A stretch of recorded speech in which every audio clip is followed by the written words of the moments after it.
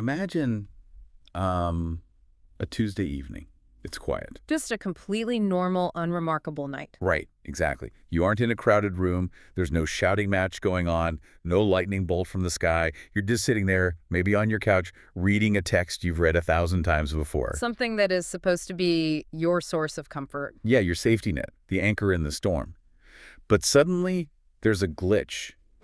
A question forms in your mind. It's quiet, but it's deafening. Oh, I know that feeling. You look at the words or you think back to the sermon from Sunday and you ask yourself, why does this feel like fear instead of love? Wow. That actually gives me chills. It's such a specific, lonely feeling. It really is. And according to the material we're doing a deep dive into today, that moment, that quiet, really uncomfortable Tuesday, has a name. It's called the first crack.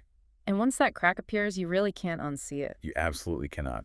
So welcome back to the deep dive. We are wading into some incredibly necessary, albeit heavy waters today. We really are. We're looking at a guide by Julius Etaifo. Right, he's a trauma-informed educator and the founder of the Awaken Away initiative. And he is tackling an absolute monster of a topic here. Spiritual abuse. It's a term we hear thrown around a lot on the internet these days. It's almost become, a bit of a buzzword. It has, yeah. But what I love about Etaifo's work and why I'm so glad we're covering this specific guide is his precision. He isn't here to just bash faith. He's not trying to dismantle religion entirely. No, and that's a crucial distinction for you, the listener, right up top. If you are a person of faith, don't turn this off. Etaifo is acting more like a surgeon here. Yes, a surgeon. That's a great way to put it. He's trying to separate the healthy tissue of spirituality from this cancerous growth of manipulation. Which is much harder than it sounds because the cancer looks exactly like the healthy tissue. I mean, it uses the same words, the same books, the same music. Exactly. So our mission today is really about validation. If you've ever felt that strange dissonance where someone tells you they're saving your soul, but it genuinely feels like they're crushing your spirit, this conversation is for you. Absolutely. We're going to look at the 5 telltale signs Etaifo identifies, and we're going to talk about the specific cultural flavor this takes, specifically in Nigeria, which is his context. But honestly, as I was reading this, I realized these patterns apply everywhere. Oh, they absolutely do. Human psychology is the same whether you're in Lagos or London. But before we get to the signs, we have to define the beast. What are we actually talking about when we say spiritual abuse? Right, because usually if someone is abusive, you can point to a bruise or a scream or a stolen credit card. But it's slippery. It's an invisible wound, as he calls it. And the reason it is invisible is because of its costume. He writes that spiritual abuse wears the clothing of piety. The clothing of piety? Yeah, it speaks the language of devotion. It operates under the banner of protecting your soul. That is chilling. Wow. It's like a wolf in sheep's clothing, but the wolf truly believes it's the shepherd. Precisely. And that's why it is so difficult to detect. If the abuse looks like love, and if the control looks like protection, how do you fight it?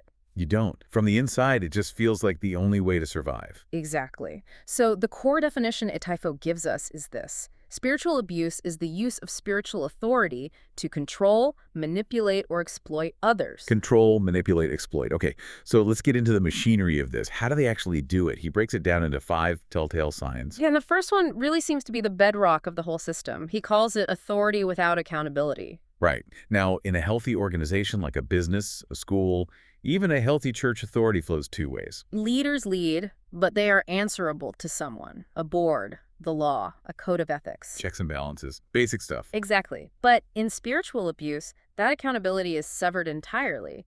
The leader is presented not just as a guide, but as infallible. It reminds me of that phrase, touch, not the Lord's anointed. Yes, that is weaponized constantly. The mechanism here is brilliant and terrifying. Questioning the leader is directly equated to questioning God himself. That's the trap right there. Because if I disagree with my boss at work regarding a spreadsheet, I might get fired, but I don't feel like I'm going to hell. I don't feel like I'm warring against the creator of the universe. Right, the stakes are existential. Etaifo quotes a phrase he's heard used in these environments. Your pastor carries your destiny. Do not question his instructions. Carries your destiny. Wow. Think about the weight of that for a second. It's immense. It implies that your life's actual purpose is physically held in the hands of another human being. Yeah. If you annoy him or ask a hard question or walk away, you aren't just changing churches, You are derailing your entire life. You're aborting your destiny. That's the rhetoric they use. So silence isn't just politeness, it's survival. It keeps you locked in because the cost of leaving is just too high. Okay, so you have this leader who cannot be questioned under any circumstances. What happens next? That leads us to sign number 2, guilt as an operating system. I love that phrasing, operating system, because it implies it's always running in the background. It's like having way too many tabs open in your brain, and every single one is screaming, "You're not enough." That is exactly it. It is the perpetual feeling that your prayers are too short, your faith is too weak, your offering was too small. It's a treadmill that never stops. And here is the real light bulb moment Etaifo gives us. The goal of this system is not your growth. We tend to think, oh, they're pushing me to be better. But they aren't. No. The goal is dependence. Because a guilty person is a controllable person. That makes so much sense. If I always feel like I'm failing, I always need the leader to tell me how to fix it. I need their validation to feel okay again. Exactly. If you felt confident in your own standing with God, you might realize you don't need the guru as much, so they have to keep the guilt dial turned up to a 10 at all times. That's insidious. It keeps you small so they can remain big. Okay, what about sign number 3? This one seems to be about how the group relates to the rest of the world. Right. Isolation from the outside. This is classic high-control group behavior. The whole us versus them mentality. Yes, but it happens slowly. It's subtle. It's not necessarily that they lock the physical doors. It's an informational filter. The outside world is painted as dangerous. Right. Anyone not in the group is a threat. Exactly. Friends who don't belong to the group are suspect. Family members who ask logical questions are labeled as worldly or agents of distraction. So they essentially create a bubble. They sever your lifelines. You realize that if you walk out that door, you lose everyone you know. That keeps people in the seats long after they stop believing in the message. They aren't staying for the sermon. They're staying because they don't want to be orphans. That is a terrifying reality for so many. It really is. Okay, sign number 4 touches on something we hinted at in the intro. Fear as a motivator. And this goes right back to that first crack question. Why does this feel like fear instead of love?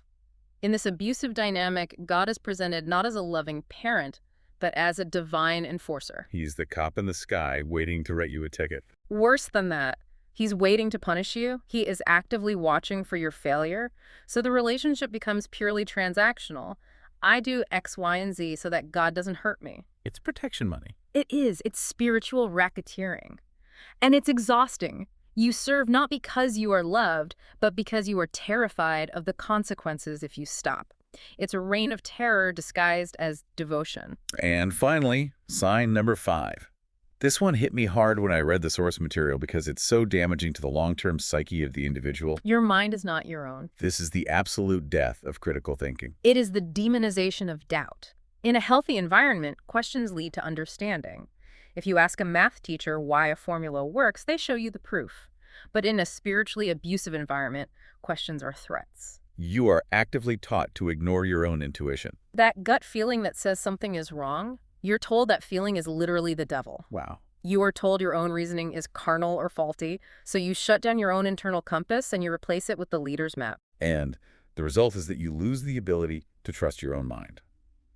Even years after leaving, survivors struggle to make simple decisions because they've been trained not to trust themselves. It strips away your autonomy entirely. Now, these 5 signs, accountability, guilt, isolation, fear, mind control, these happen all over the world. But we have to pause here and overlay the cultural context, because Etaifo is writing specifically about the Nigerian experience. Right. And he argues that spiritual abuse there has a very specific flavor that makes it almost invisible.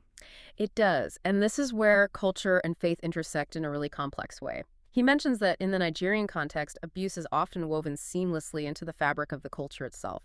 How so?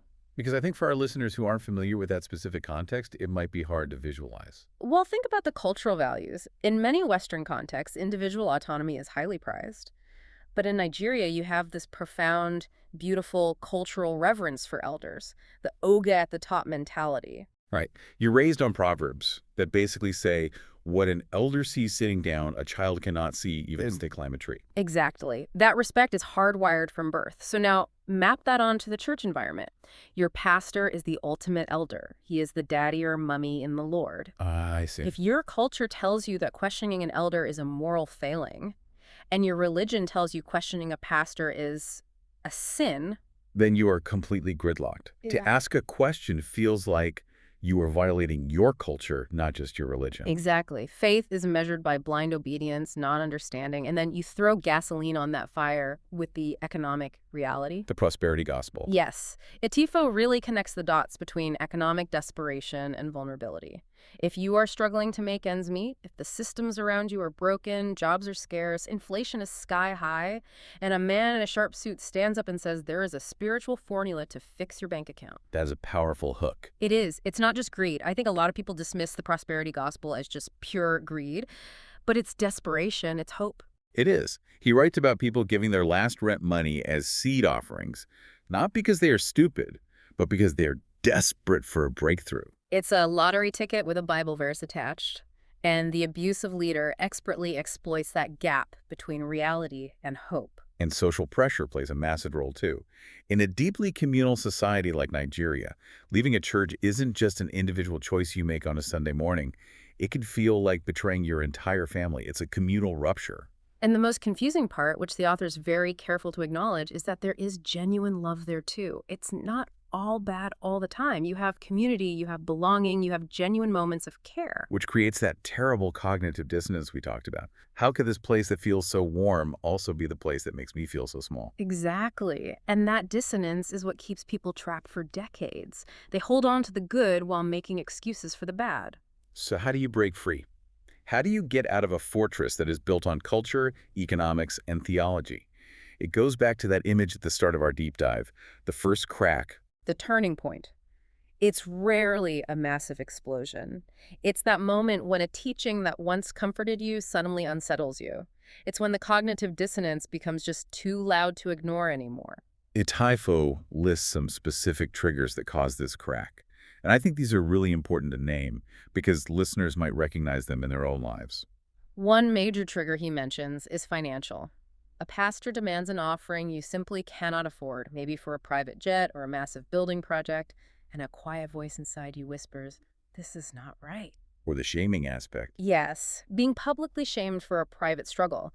You go to leadership for help with a marriage issue or a personal failing, and instead of support, you get humiliated from the pulpit. When that shame turns into anger, that's the crack. Another one he mentions is actually reading the scripture for yourself. Which is deeply ironic, isn't it? It really is. You go to the source text to be a better follower, and you realize, wait a minute. This text talks about mercy and the poor. My leader's talking about vengeance and luxury. The math simply stops mathing. Exactly. And the last one, watching a loved one be destroyed. That is a very powerful wake-up call. Watching the community rules crush someone you love. Maybe someone who got divorced, or someone from the LGBTQ community, or just someone who asked a legitimate question and seen them cast out. You look at that cruelty and think, a loving God would not want this. It's the realization that the fear you feel in your spiritual home isn't the fear of God, it's the fear of people. And that is the pivotal internal shift. Yeah. That is the exact moment the first crack becomes a doorway. Yes. So the crack has appeared, the light is getting in. Now what? What is the path forward for someone in that position? The first step, according to Etaifo, is exactly what we are doing right now. You must name the wound. You cannot heal what you cannot name. Correct. As long as it remains vague, as long as you call it tough love or mysterious ways, it has power over you. But when you look at it and call it spiritual abuse, the dynamic fundamentally changes. Why is naming it so powerful for survivors? Well, first, it stops the self-blame. You realize, I'm not a bad person, I'm just in a bad system. That relief is immense. Second, it separates the truth of your actual experience from the lies you were told about it.